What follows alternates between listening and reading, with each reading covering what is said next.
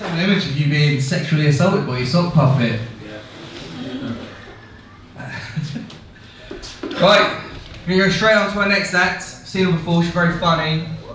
So we need to get a big round of applause, get lots of encouragement. Elizabeth, are you ready? Big noises, it's getting going. We've got Kathryn Vine coming out.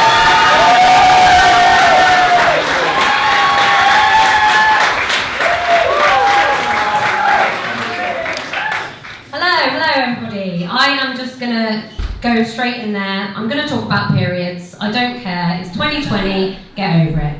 I've been having periods now for 22, nearly 23 years. Can you actually believe that? I know I don't actually look old enough. People actually often think that I'm a bit younger than I actually am. And I realise the trick to appearing younger than you are, it's to not have achieved much in your life. You know, no career really, no children. People think I haven't had the time to do that yet, but no, not the abilities. Although I am married now, and that can really pile on the years and the pounds. And we've got quite a traditional marriage, I would say. Like, he earns a lot more than I do, and I'm younger and more attractive than he is.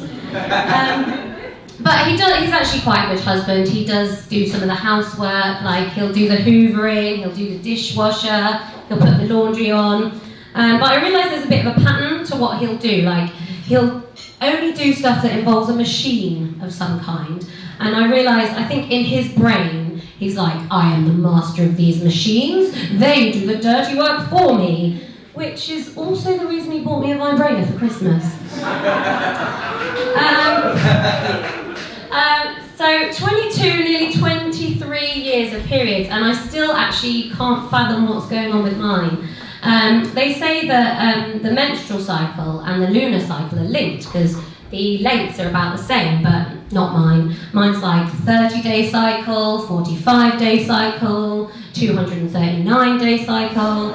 I think my body's like, fuck you, moon. Maybe I'll start acting like you when you let women on you. It's very old-fashioned, the moon. It's very anti-feminist. It's got a worse admissions policy than a Saudi motoring club. But it would just be quite good for me to know when my period is due, because, like, for planning stuff, holidays, pregnancies. And they say, like, if a group of women, like, spend lots of time together, their menstrual cycles sync up. And I work with a lot of women, they don't know this, but when I think maybe one of them's on their period, I just kind of hang around with them a little bit, trying to sync up our reproductive systems, a little bit like we're like Wi-Fi speakers, trying to link up via Bluetooth or Bluefoof, if you will. So I've kind of forgot where I'm going now. It's periods. Oh yeah, so I know. Right, I'm gonna. This lead is very. I want to just be like, hello. What do you want? My name's Kim. Kim. Now Kim. I know exactly what you're thinking, Kim. You were just about to tell your mate.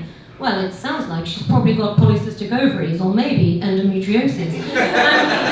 I mean, you'd be right to think that, but I've had all the tests at the doctors, and apparently everything comes back normal. But so I'm a medical mystery. But what I do know is that my uterus and my vagina are not friends. Basically, they're bad neighbours, semi-detached, obviously. My uterus doesn't like it every time my vagina has a party, because all she can hear is douche, douche, douche from the walls. My uterus is always dumping stuff on the vagina's property. The boundary wall, my cervix, is the only thing preventing a full-on fight, which is why I have to get it checked every 3 years, make sure it's still up to the job. That's a smear test joke, by the way, if you don't know. You are welcome. Anyway, my vagina will be getting excited because, like, a birthday's coming up, or the weekend, or an anniversary. She's pretty sure her favourite visitor's going to come a-knocking. She's had her hair done. She's chosen a nice little outfit. She's had a wash. Little does she know what my uterus is planning. I mean, how could she? She's fucking impossible to predict. The uterus is like, hold it, hold it, hold it. Right, they're on the date. Go, go, go. She is such a fucking cockblock. Anyway, so like I said, I don't have any children, unlike Craig. Some people have got to think about overpopulation. But I do work with children. And I think when you work with children, your complaints are the same as anybody else's. Like everyone says, oh, I work with a bunch of idiots. Yeah. Well, some of them can't even write their own name. Or people say, you don't know the kind of shit I have to deal with at work. Well, I can tell you what kind of shit I have to deal with. It's human shit. Also, sometimes cat poo. Don't ask. And people say, oh, there's so much politics at work. Well, in the last 3 years, my workplace has turned into a polling station 5 times. We have had more elections than school fates at this moment.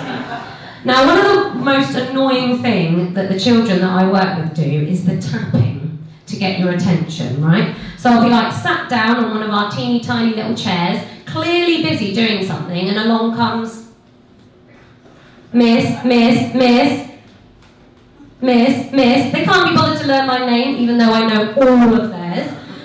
Miss, Miss, Miss. Okay, hold on a minute, darling. Miss, Miss, Miss. And it just gets harder and harder. Miss, Miss, Miss. Just wait a minute. Miss, Miss, Miss. Just hold on a goddamn minute. Can't you see I'm trying to stem the flow of little Evie's nosebleed because she's just been headbutted by Bailey for no other reason than Bailey's a little prick.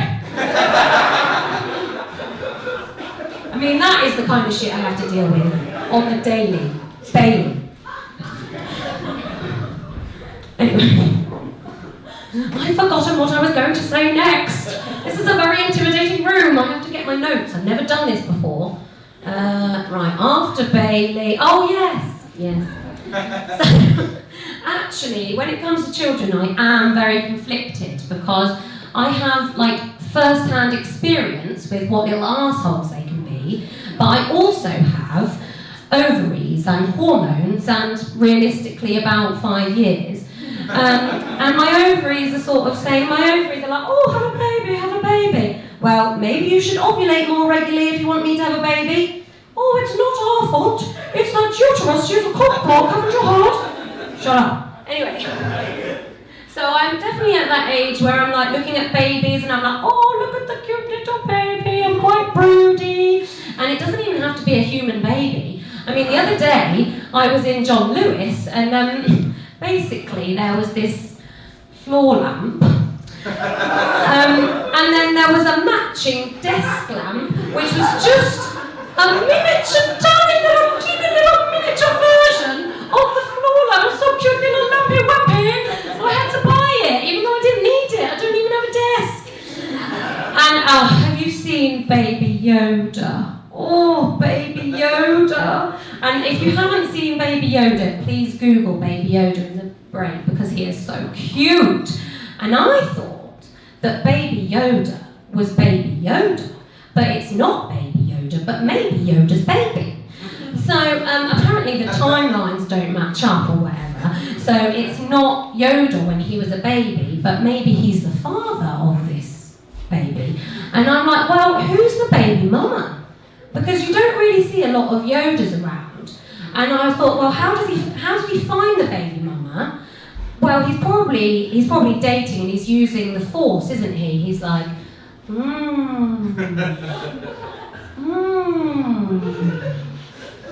Oh, swipe right I must. What she is. Anyway. And it's not even just little children. I mean, some older children are all right, aren't they? Like, I quite like watching Junior Bake Off and Junior Master Chef. Oh, Octavia has made roasted quail's breast on a bed of pearl barley risotto with girolles accompanied by a sherry jus. What I'd really like to see, though, is the children that I work with from Southampton on there. Jaden has made chicken nuggets and oven chips on a bed of spaghetti hoops, accompanied with a can of lilt. Great Wallace is there. All right, Jaden, are you happy with your dish? Yeah, I'm happy with the oven chips. They come out nice and crispy, but I'm a little bit disappointed that I couldn't get the alphabetic spaghetti that I wanted. I just had to get the ones that were O, O, O, O. Now, I actually do watch a lot of TV, so like Junior MasterChef, reality TV, and I really like the crime dramas that you get on Netflix and stuff. And I got really annoyed the other day on this like little plot hole in one. And my husband actually called me out and he was like, "Oh, you can be such a pedant." And I said, "Oh, I think you'll find it's a pedant." And then I realised he was trolling me. I was like, "Oh, go do some hoovering, love." Anyway, but I get really annoyed with like little plot holes and little things that don't quite make sense in TV programmes. And I'm not talking about like continuity errors that give the real nerds hard-ons. Oh, if you pause it at exactly 58 minutes and 42 seconds, you'll see a Starbucks cup in the top right-hand corner. No, that's the genuine mistake. I'm talking about things that like people have made money from and hundreds of people have signed off on and think is a good idea. Like the whole plot of Love Actually, or the 8th season of Game of Thrones. And like a few years ago there was an ad campaign from Vodafone featuring bees. I don't know why bees need mobile phones. And there was this bee and it was doing a bungee jump, but it was scared to do the bungee jump. Why would a bee, something that can fly, be scared of doing a bungee jump? The whole reason you're frightened of doing bungee jumps is the whole plummeting to the ground thing and your inability to do anything if something goes wrong. If you're a bee, you can defy gravity and it's not a problem. The only way it would make sense is if the bee had a backstory where it had a terrible accident, where it lost the use of its wings, but it just wanted to do the bungee jump to regain that adrenaline rush it used to get from flying, but it was scared to do the bungee jump because it had PTSD from the accident that caused the wings. But did they think of that? No, they bloody didn't. Anyway, thank you very much, everybody. You've been a lovely audience. Good night.